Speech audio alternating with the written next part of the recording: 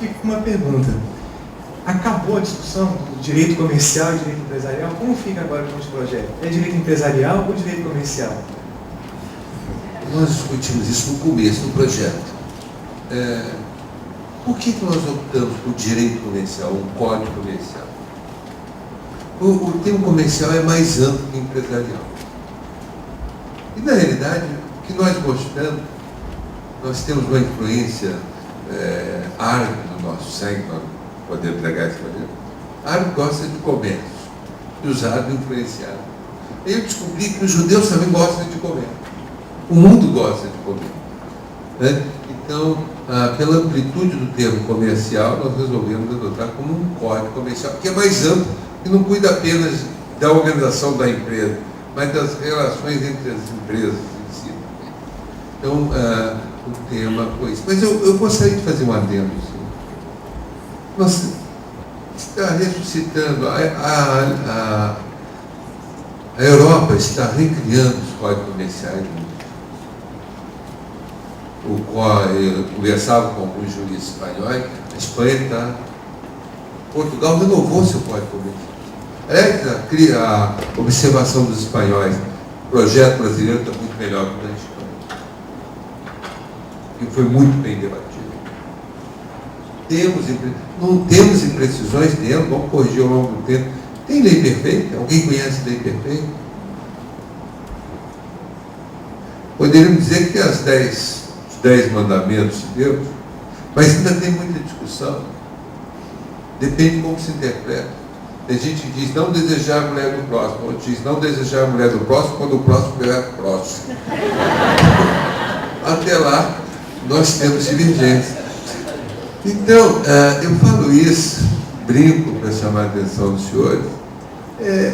O mundo cultural é um mundo de visões, e as visões são diferentes. Mas que se pensa num código? Em convergência absoluta? Não. Não. O direito é essencialmente polêmico. Pegue o monumental Código Civil Brasileiro, de um autor só, chamado Clóvis Bevilacqua. Falam do fato? Clóvis foi o autor do Código Civil de 1916. O Código de 16 foi imune à crítica, foi aprovado sem crítica. Quem lembra da famosa repte entre Rui Barbosa e Pereira Carneiro, o padre Pereira Carneiro? E como não evoluiu a redação do Código Civil com a réplica ao caderno? 16 anos no Congresso. 16 anos no Congresso. O Código de Processo Civil está aí em reforma. Aliás, eu acho que uma hora nós estávamos terminando uma reforma. Estou com medo de ir lá no STJ ficar mais 20 anos julgando a reforma do Código Civil, Processo Civil, porque até hoje nós julgamos das reformas passadas. E, aliás, o processo mais está fazendo mal que bem ao Brasil. Só se discute norma processual. Eu, no STJ, todo dia estou jogando um mundo de conflitos resultante de normas do processo. Se falar na Inglaterra, e como nos Estados Unidos, se estuda 4 anos para o direito processual civil, isso é motivo de risada. Carneiro Ribeiro. Uma peça, mas outra parte da memória que é. Também, é Carneiro Ribeiro. É o padre Carneiro Ribeiro, que era um homem inteligentíssimo, tão culto quanto pouco sabe, quanto o Rui Barbosa. Então, observe bem. O que a gente esperava, que se espera da comunidade jurídica, é uma ação no sentido de aperfeiçoar o código. Um dos que é contra, diz que esse projeto é do professor Fábio. Ainda deu um ciúmes do professor Fábio, que é um talentoso, e que, para alguns, desperta ciúmes, para os invejosos.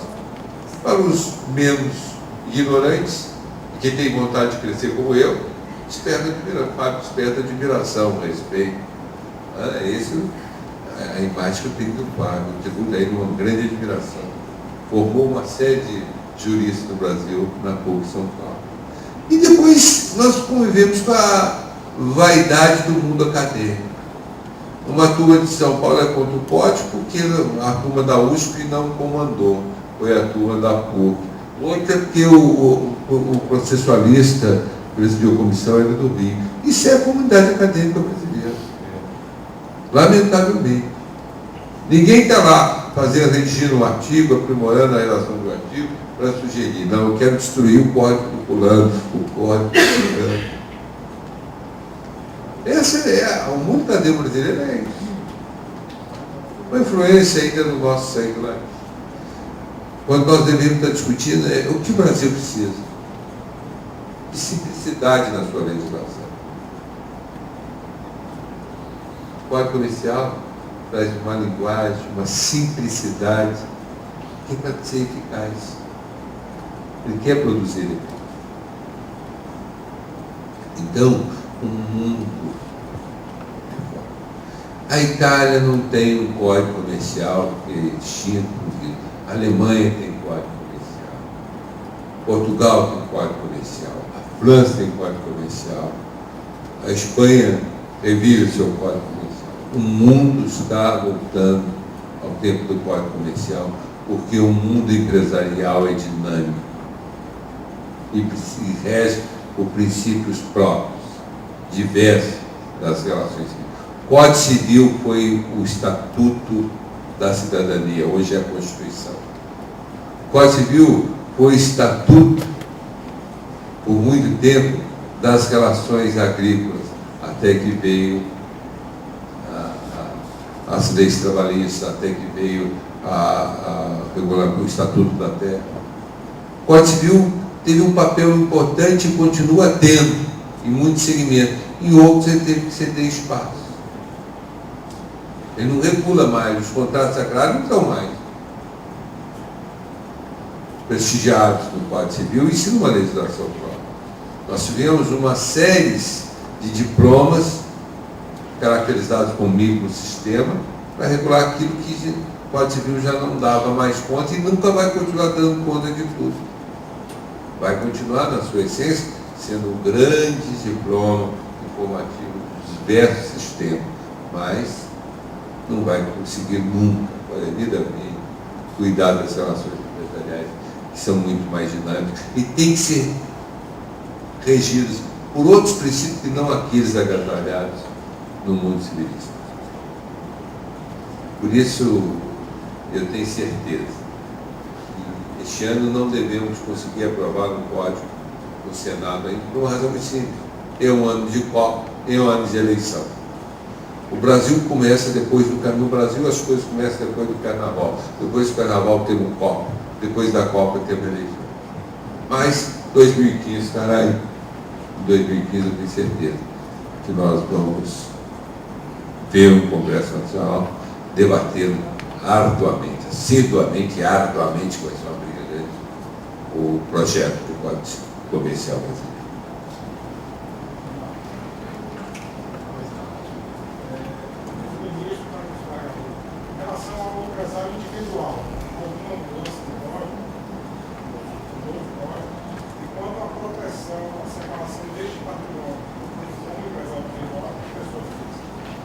Nós trouxemos para o Código Comercial a mesma regra do patrimônio de habitação da EIREG, não?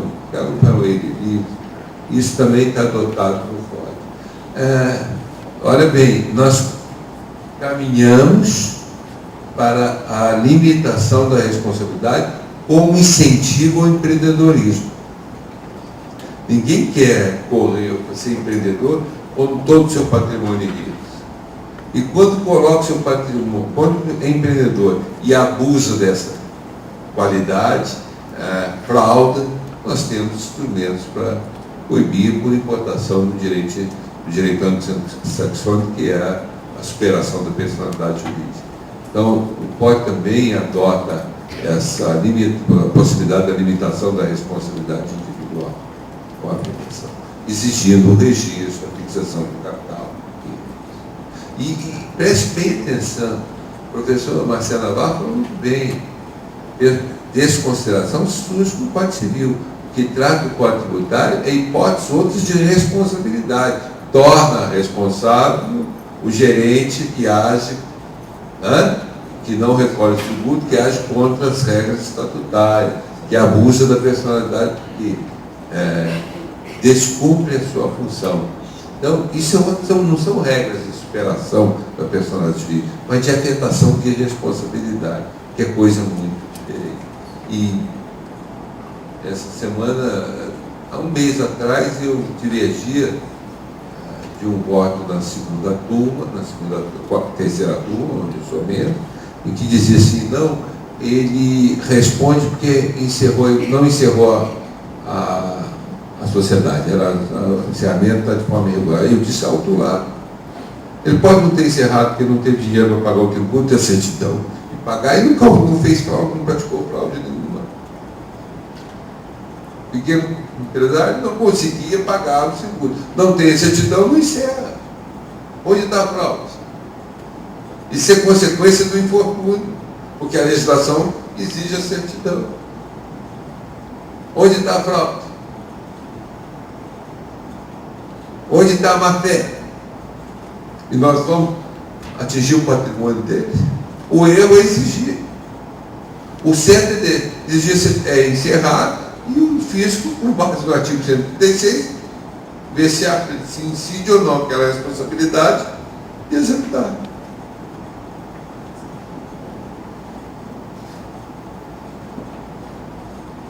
O latino, eu gosto de falar, o latino tem um mal tremendo, e sobretudo pela uma tradição da Igreja Católica. Santo Agostinho verberava o lucro. Os juros. Primeiro os juros. Um dos grandes filósofos da Igreja. Dos juros, o arrendamento da terra. O arrendamento da terra, para alguns, o próprio lucro. Gente, a pujança da economia americana, maior que o mundo, assenta-se no lucro. O que o Estado há de combater é o lucro abusivo. Isso é outra coisa. O lucro abusivo é o mesmo que falávamos em exercício abusivo do direito à ato ilícito. O lucro como resultado da atividade empresarial é altamente salutar. Proporciona inversão em novos investimentos, ou inversão em novas atividades. A empresa amplia-se, a empresa aplica em outros negócios, aumenta o número de empregos. Quão bom é esse lucro? Viva o lucro. O que eu lamento é o lucro decorrente do excessivo, de decorrência do cartel, do monopólio. Para isso, no Brasil especificamente, temos regras constitucionais que permitem a intervenção do Estado. Fora isso, só tem um fator de crescimento no mundo. Todo país que cresceu é porque desenvolveu o seu comércio, com regras claras e ambientes de confiança. Assim é nos Estados Unidos. O americano detesta intervenção do juiz nos contratos. Eles não admitem. É muito excepcional. E o Estado sabe disso. O que o Estado faz? Eu preciso de empresas fortes. Minha economia é forte porque minhas empresas são fortes. Um país só vai bem se as suas empresas forem bem. O Estado não gera riqueza, ele arrecada das riquezas produzidas pelos particulares. Portanto, o Estado só vai bem se suas empresas forem bem. Nos Estados Unidos, quer que as suas empresas caminhem bem, para que ele possa caminhar. O que ele faz nos diversos estados? Cria varas especializadas para resolver conflitos empresariais. E sabe quem julga? Juízes aposentados, que são recrutados, recontratados, experientes. Aposentou, não quer trabalhar mais o trabalho do juiz brasileiro, não quer trabalhar mais todo o tempo, ele fica contratado para resolver conflitos de empresa, já que ele é experiente. Indicado pelos próprios juízes, que só indicam gente boa, porque se esse juiz contratado não estiver funcionando, o processo vai voltar para a vara. A vara comum sai da vara especial. E eles não querem, eles querem pôr um que resolva, eles poderem.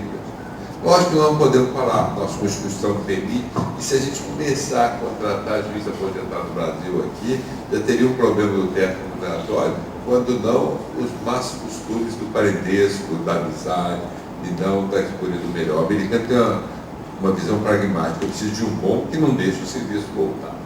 Eu acredito que nós vamos chegar lá.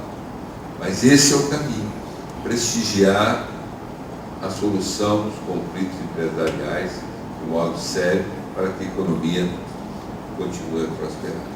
A limitação que o empresário está apenas uma ali, faz sentido. Eu posso empreender em várias sociedades e ter uma limitação, já que eu não quero participar de uma sociedade e pertencer somente a esses. Isso não deve surgir agora no trâmite no código, no Congresso, mas não está limitado ainda. Porque não faz sentido, eu posso ter várias sociedades, eu quero empreender em vários setores. Sabe o que é Edeli? É o prestígio da alta confiança. Você concorda? Eu não botei minha mulher com 1%, botei meu primo com 2%. Quando todo mundo sabe que sou eu o empresário. Negocio porque sou eu o empresário. É o prestígio da autoconfiança e da confiança no talento. Professor Marcelo. Praticamente não tenho nada que acrescentar à resposta do ministro. Essa questão, esse é o problema do trust, o contrato fiduciário. Porque às vezes você hoje vai atrás de sócio porque a lei lhe impõe. A ideia com relação aos empresários individuais e os microempresários é não mexer, pelo contrário, é ampliar as conquistas que foram feitas. E, inclusive, o Código tem uma parte em que ele simplifica, por exemplo, a escrituração. Ele vai facilitar a vida do pequeno. A realidade é essa. Agora, ele vai facilitar a vida, na verdade, de todo mundo que busca empreender. Porque o ideal, efetivamente, é que você tenha uma estrutura capaz de separar o seu patrimônio do patrimônio da sua empresa. Evidentemente que o empresário individual, aquele muito pequeno, microempresário mesmo, ele não tem ainda a condição de fazer isso. Mas quando ele cresce mais, ele vai procurar isso e o Código vai garantir que isso ocorra. Então, quando você tiver uma aceleração e a criação dessa cultura de atos negociais com segurança, de investimento, de garantia do patrimônio individual de cada um, você terá tranquilamente uma era de ouro da empresa brasileira. É isso que se busca. E que isso funcione num subsistema. É evidente que o Estado não se demite da condição de intervir, mas essa intervenção também é excepcional. Ou seja qual for o governo, o sistema das empresas, o sistema dos negócios, o sistema comercial, ele possa fluir por seus próprios pés, pela dinâmica própria da economia. A gente precisa se libertar dessa questão do que, infelizmente, é uma má tradição cultural que nós temos, do capitalismo sem risco e do socialismo sem repartição. Ou se opta por uma coisa ou pela outra. Mas a gente não pode esperar que sempre, porque também tem o lado, como eu já disse, que os empresários, não, vamos esperar que agora o governo vai dar uma anistia para a gente. Vamos esperar agora que o governo vai, etc, etc. Então são maus costumes, ora de um lado, ora de outro, e ambos ficam já esperando aquele jogo de cartas marcadas. Então a gente precisa fazer aquilo que me lembro de uma vez um discurso do falecido senador e ex-governador de São Paulo, Mário Covas, de um real choque de capitalismo para que a empresa efetivamente funcione. A lei de arbitragem é um sucesso nas grandes empresas do Sul. A arbitragem tem grande prestígio no Brasil.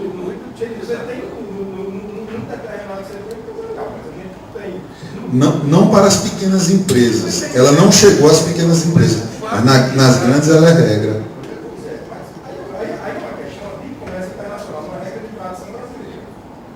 Mas o fato da arbitragem estar nas grandes empresas, são causas que demoram 6 meses para um juiz profissional resolver, já é um grande conforto para o judiciário brasileiro. Eu não concebo como é que um juiz pode parar 3 meses, 4 meses para resolver uma causa, como o árbitro faz.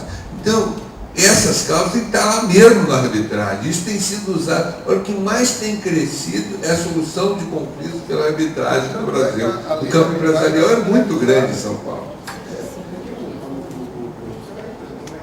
Deixa eu responder, se você me permite, depois eu volto.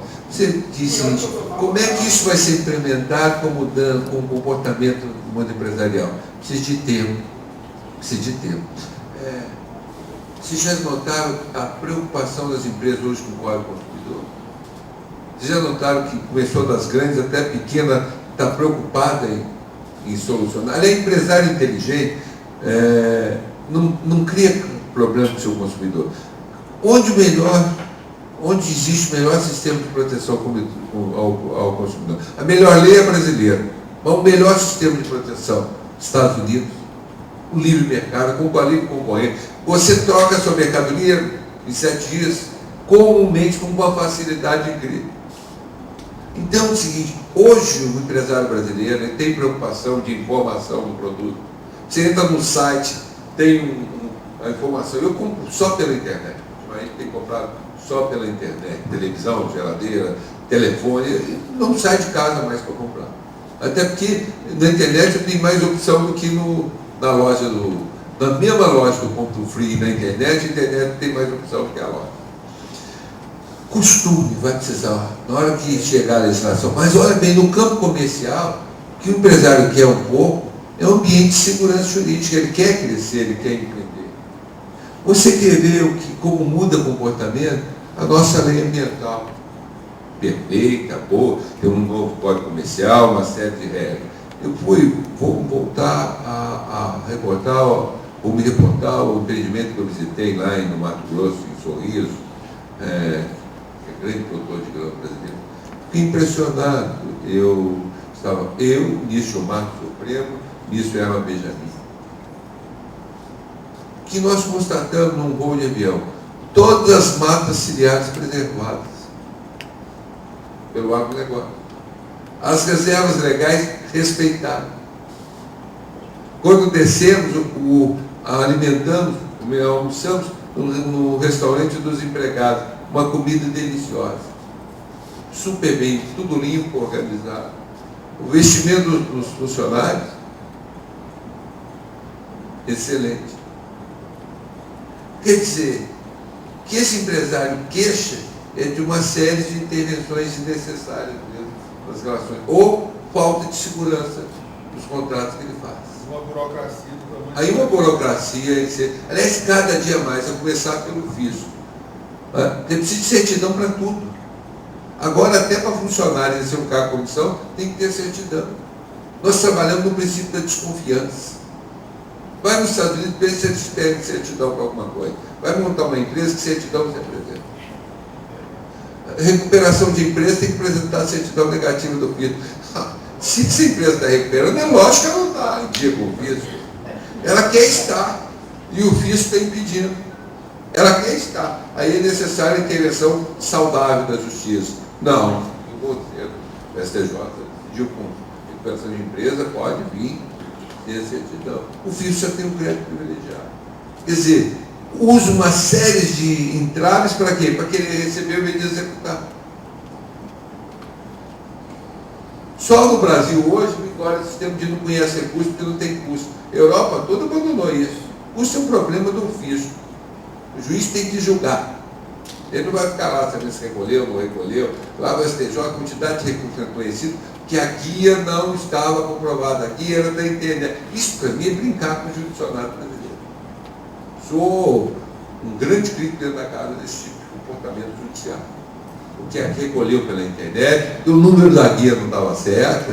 Eu não sou fiscal, não sou agente da Receita Federal, eu sou juiz, eu tenho que entregar a prestação jurisdicional, eu tenho que resolver o conflito. Fisco que vai cobrar, é assim que está na Europa, é assim que funciona na Europa hoje. Então nós precisamos evoluir na mesa, reconhecer que nós temos uma evolução no mundo empresarial. Esse empreendimento.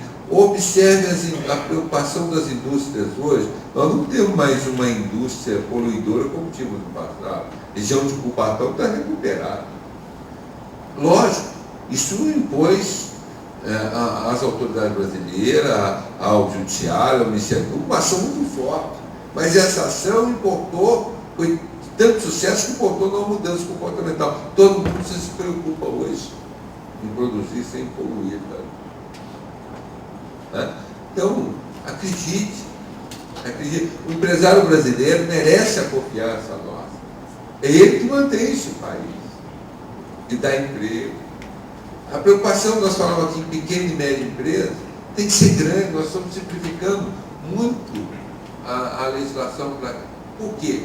Sabe o senhor, toda grande empresa americana da atualidade foi pequena empresa, pequena. A Microsoft, a Apple, o Google, empresas que valem bilhões, começaram na garagem.